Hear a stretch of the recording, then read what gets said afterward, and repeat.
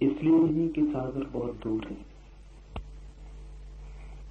इसीलिए कि सागर बहुत निकट है। जो दूर है वो दिखाई पड़ता है, जो निकट है वो आंख से ओझल हो जाता है। दूर को जानना कठिन नहीं, निकट को जानना ही कठिन। और जो निकट से भी निकट है उसे जानना असंभव। इसे थोड़ा हम ठीक से समझ लें, क्योंकि अंतर यात्रा में अत्यंत अपरिहार्य है जानना इसे। पूछते हैं लोग, कहां खोजें परमात्मा को?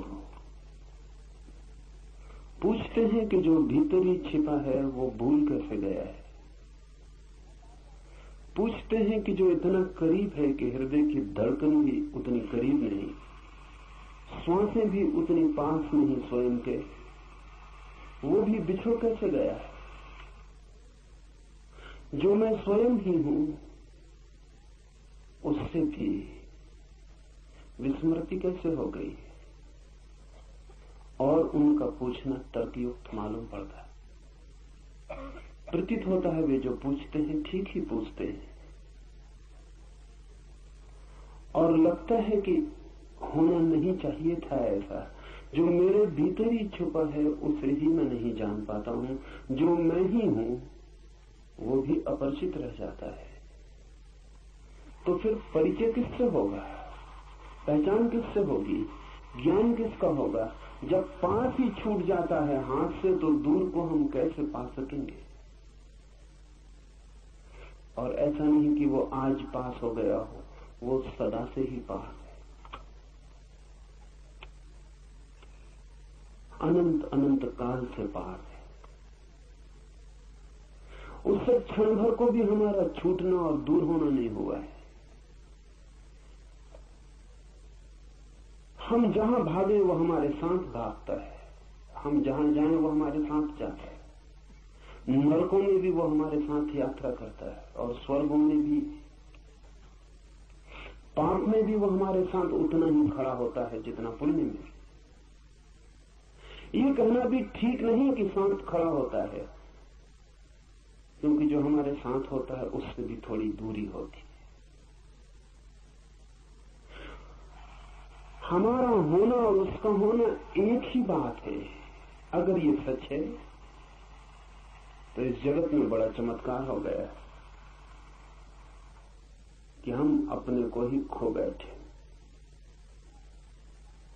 जो असंभव मालूम पड़ता है, अपने को कैसे खोया जा सकता है?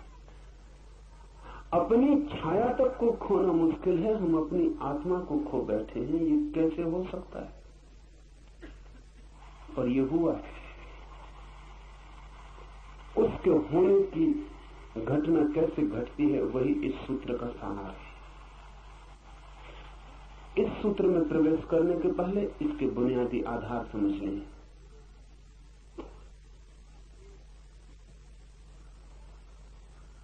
आंख की सीमा है, एक परिधि है। उससे ज्यादा दूर हो तो आंख नहीं देख पाती, उससे ज्यादा पास हो तो भी आंख नहीं देख पाती। आंख के देखने का एक विस्तार है। किसी चीज को आंख के बहुत पास ले आए फिर आंख नहीं देख पाएगी, बहुत दूर ले जाए तो भी आंख नहीं देख पाएगी। तो एक क्षेत्र है जहां आंख देखती है, और इस क्षेत्र के उस पार या इस पार आंख अंधी हो जाती। और आप तो इतने निकट हैं कि आंख के पास ही नहीं है, आंख के पीछे है। यही अड़चन है। ऐसा समझें कि दर्पण के सामने खड़े हैं तो एक खास दूरी से दर्पण पर ठीक प्रतिबिंब बनता है। अगर बहुत दूर चले जाएं तो फिर दर्पण पर प्रतिबिंब नहीं बनेगा।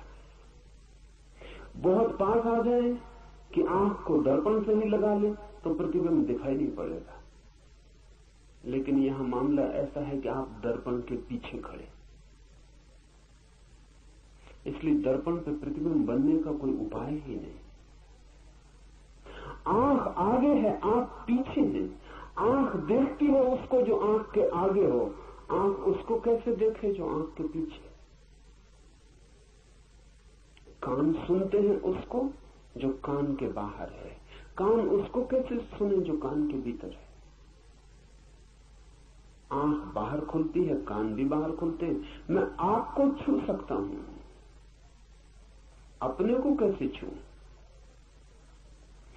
और अगर अपने शरीर को भी छू लेता हूं इसीलिए, तो वो इसीलिए कि शरीर भी मैं नहीं हूं, वो भी पराया है, इसलिए छू लेता हूं। लेकिन जो मैं हूं, जो छू रहा है, उसे कैसे छू?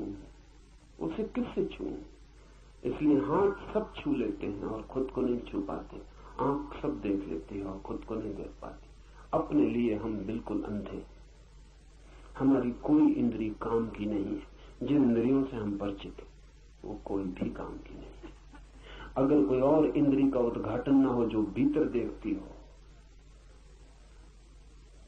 अगर कोई और आंख न खुल जाए जो भीतर देखती हो, जो पीछे देखती हो, जो उल्टा देखती हो, कोई कान न खुल जाए जिस पर भीतर की ध्वनि तरंगें भी प्रभाव लाती हो, तब तक हम स्वयं को देख और जान और सुन न पाएंगे। तब तक स्वयं को छूने का कोई उपाय नहीं। जो निकट है वो चूक जाता है, जो निकट से भी निकट है वो असंभव। इसीलिए मछली सागर को नहीं जान पाती। दूसरी बात, सागर में ही पैदा होती है, सागर में ही जीती है, सागर ही उसका भोजन, सागर ही उसका पेय, सागर ही उसका प्राण, सागर ही सब कुछ। फिर सागर में ही मरती और लीन हो जाती।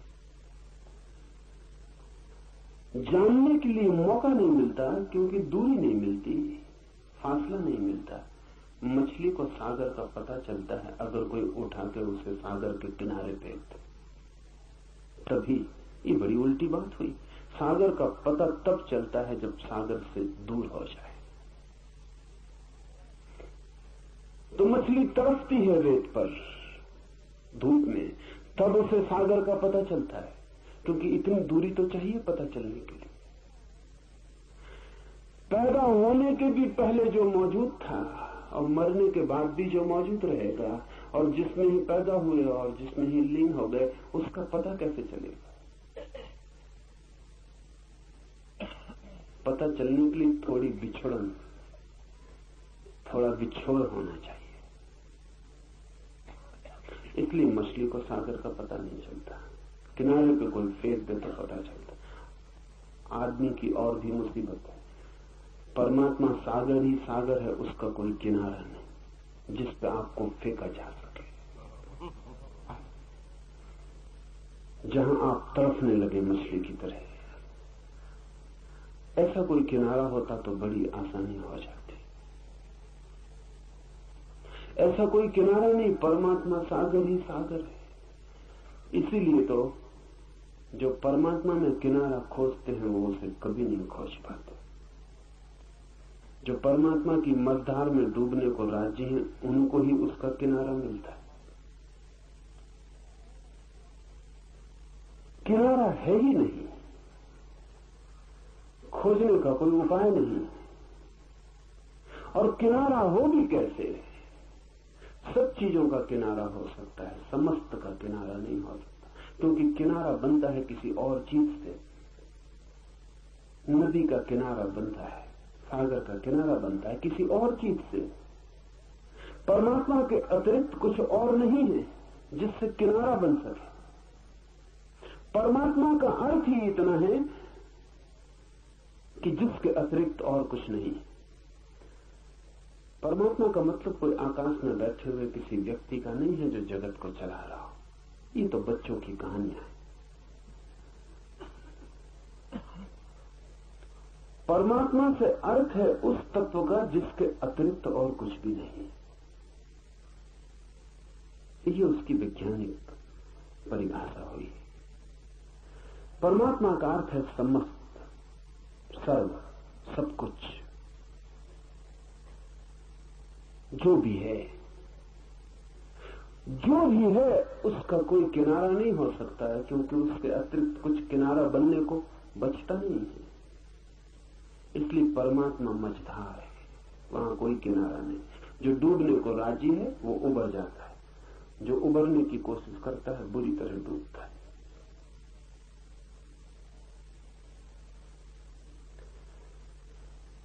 कोई किनारा हो तो पता भी चल जाए, इसीलिए हमें पता नहीं चला है।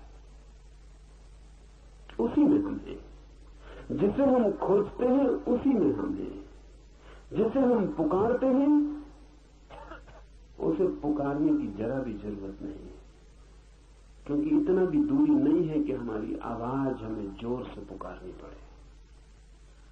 इसलिए कबीर ने कहा है कि क्या तुम्हारा खुदा बहरा हो गया जो तुम इतने जोर से अजान पढ़ते हो? क्या तुम्हारा ईश्वर बहरा हो गया जो तुम इतने जोर से पुकारते हो?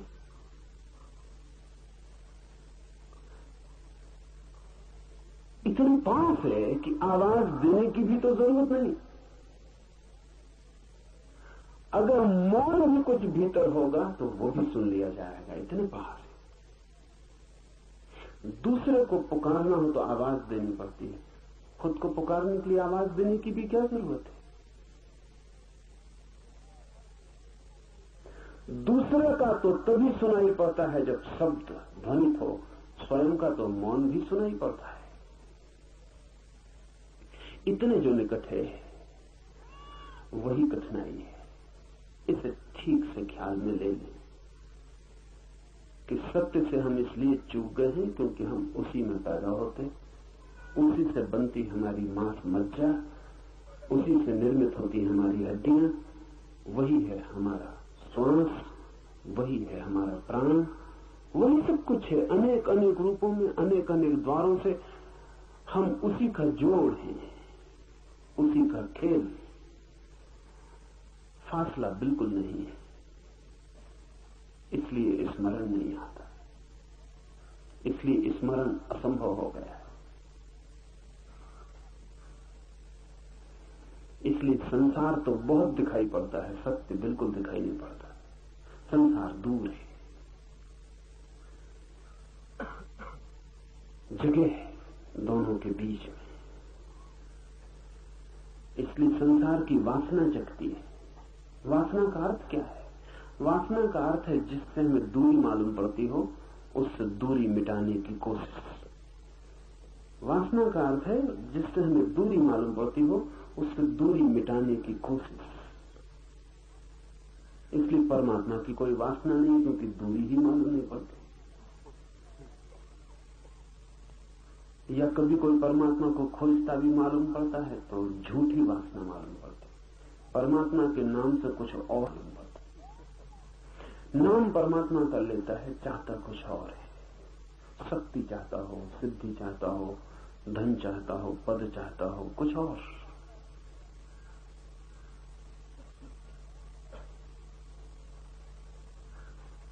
एक मित्र मुझे आके कहते थे कि जब से आपके शिविर में, साधना में लीन होने लगे बड़ा लाभ हो रहा है। मैंने पूछा क्या लाभ हो रहा है? तो उन्होंने कहा अभी आध्यात्मिक तो नहीं हो रहा, लेकिन आर्थिक शुरू हो गया।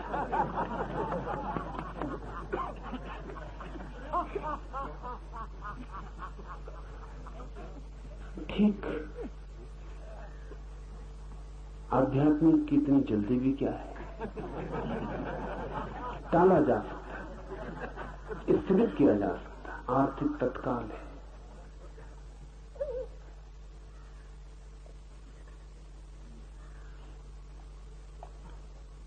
हम खोजते कुछ और हैं, नाम कुछ और देते हैं। जहां जहां हमने परमात्मा लिख छोड़ा है, अगर जरा हम लेबल उखाड़ें तो भीतर कुछ और पाया जाएगा। हम कुछ और चाहते हैं। जो आदमी कुछ और चाहता है परमात्मा के नाम से, वो आदमी उससे ज्यादा बेईमान है जो सीधा संसार चाहता है। कम से कम एक ऑनेस्टी, एक ईमानदारी है, एक प्रामाणिकता है। एक आदमी कहता है मैं धन चाहता हूं, एक आदमी कहता है मैं काम वासना चाहता हूं। एक आदमी कहता है मुझे पद चाहिए, अहंकार की तृप्ति चाहिए। एक आदमी कहता मैं तो परमात्मा चाहता हूं। लेकिन परमात्मा की चाह में मन उसका कुछ ऐसा ही है कि एक दिन दुनिया को दिखा दूं कि मेरी मुट्ठी में परमात्मा भी है। इसलिए परमात्मा की खोजी को अगर ख्याल से देखें, अगर उसका अहंकार बढ़ता जाए तो समझना कि उसकी खोज किसी और चीज की। अहंकार क्षीण होता जाए, टूटता जाए, विसर्जित होता जाए तो ही समझना कि खोज परमात्मा की। सन्यासियों की अकड़ जाहिर है, महात्माओं की अकड़, बड़े बड़े राजनीतिक भी मात हो जाए उस अकड़ से। राजनीतिक की तो खोज ही ठीक है, उसी अकड़ के लिए, बाकी भी साफ, उसमें कुछ जाल नहीं है ज्यादा, कुछ होने का मजा ही सारी बात है। लेकिन महात्मा की बात कुछ और है। वो कहता है हम ना कुछ होने की खोज में, और फिर कुछ होता चला जाता है। दो महात्मा मिल जाए तो उनको एक तख्त पे बिठाया नहीं जा सकता, क्योंकि ऊंचे नीचे कौन बैठे, कहां बैठे। इसीलिए महात्मा मिलते नहीं एक दूसरे से, क्योंकि बड़ी दिक्कतें आती हैं। एक मित्र पागल है, थोड़े पागल ऐसे कि महात्माओं को मिलाने की कोशिश करते हैं। वो मुझसे कहने लगे कि बड़ी मुसीबतें आती, यहां तक सवाल उठता है कि अगर दो महात्माओं को मिलाया तो नमस्कार में पहले हाथ कौन जोड़े।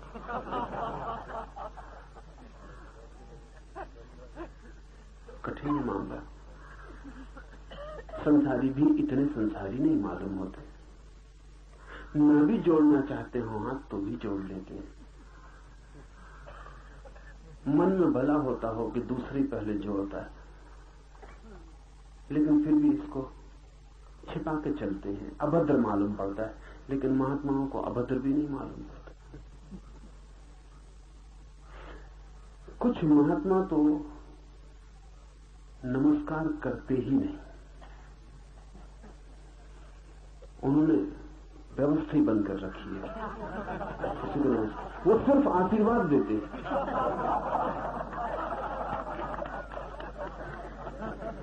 ऐसे एक महात्मा को मिलाने के लिए कोई मित्र कोशिश में थे किसी दूसरे महात्मा को, तो उस दूसरे महात्मा ने कहा और सब तो ठीक, लेकिन हम नमस्कार न करें और वो आशीर्वाद दे दें तो इसमें सब खराब हो जाए। ये हमारी खोज कुछ और है, धर्म से कुछ, परमात्मा से कुछ लेना देना नहीं। हम कुछ और चाह रहे हैं, हम कुछ और मांग रहे हैं, लेकिन बेईमान हैं और हमने शब्द कुछ और ओढ़ रखे। परमात्मा की खोज कैसे हो? क्योंकि दूरी नहीं है। दूरी हो तो वासना जगती है, फासला हो तो दिल होता है दौड़े, फासला हो तो जीतने की आकांक्षा पैदा होती है, कठिनाई हो तो अहंकार को रस आता है पराजित करने का, जीतने का। फासला ही नहीं, दूरी ही नहीं, परमात्मा मिला ही हुआ है। ऐसी हालत जैसे कि तेंजिंग या हिलरी एवरेस्ट पर चढ़ते हैं तो मजा क्या है? पहला आदमी मनुष्य के इतिहास में एवरेस्ट पर खड़ा हो जाता है, और तो एवरेस्ट पे कुछ भी नहीं है, लेकिन एवरेस्ट पर पहला आदमी इतिहास का खड़ा हो जाता है तो अहंकार को एक ऐतिहासिकता मिल जाती। अब दुनिया में जब तक एवरेस्ट है तब तक हिलेरी और तेंजिंग का नाम मिटाना मुश्किल है।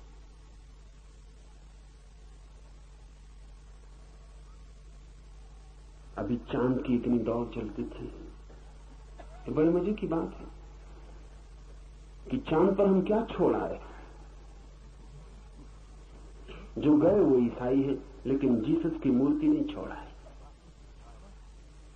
झंडा छोड़ा है अमेरिका का। थोड़ा सोचिए, झंडे असली हैं, जीसस वगैरह सब झूठे हैं। ख्याल भी नहीं आया अमेरिका के यात्रियों को कि जीसस की एक छोटी मूर्ति भी ले जाएं कम से कम। झंडा ले गए।